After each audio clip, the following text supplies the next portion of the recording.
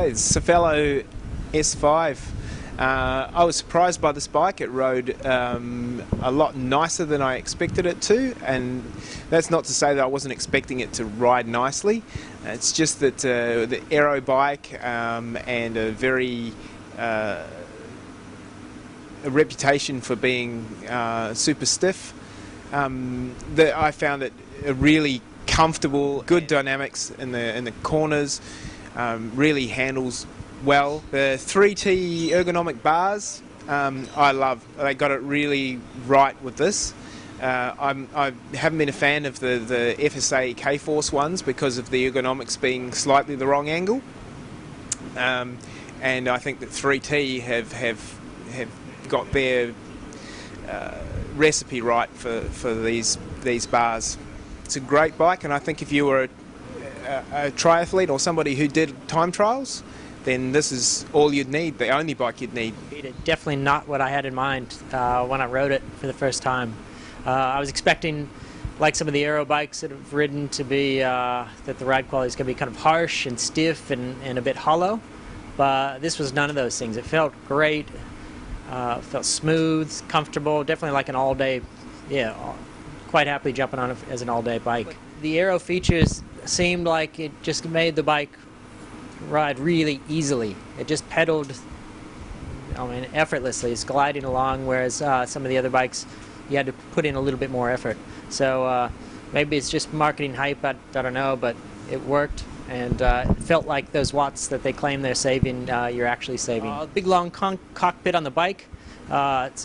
There's two positions on the saddle, so you can either have 0 offset or 40 mil, which is 40 mils way back, which is where we have it set. If you're after that all-day comfort, you can do that. If you want to move it to the front position, then you've got something that's triathlon or time trial specific, and I probably think this is a way more appropriate triathlon bike than some of the full-on TT bikes, which can be a lot of a handful for people that aren't skilled at riding those sorts of bikes. It's hard not to go into riding a bike like this without some sort of preconceptions about what it's going to be like, and this bike definitely was very different to what I was imagining.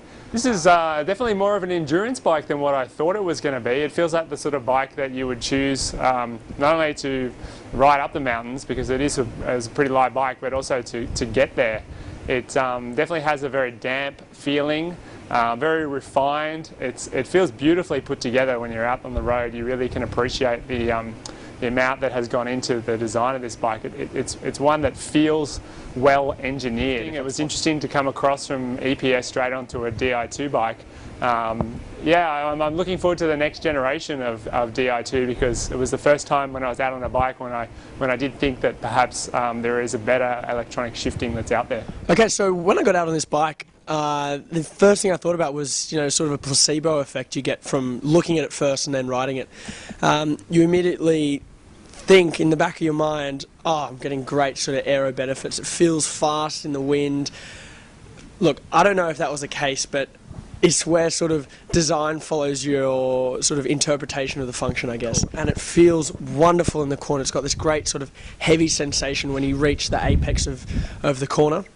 Finally, my chances of riding a Cervelo. I've lusted after one of these frames since I got into cycling. It didn't disappoint. It was everything I was expecting it to be. It slips through the air. It didn't beat me up like a few others. Even though it is a pure race bike, there's no doubt about that. But it was still a bit smoother over the roads than what I was expecting it. My only gripe is BB right and rotor chain rings. You're getting chain rub on the smaller ring when you're not even in the 11. If you could find a solution to the chain ring problem, gee, sign me up. This was fantastic to ride. I just wish I had more time on it.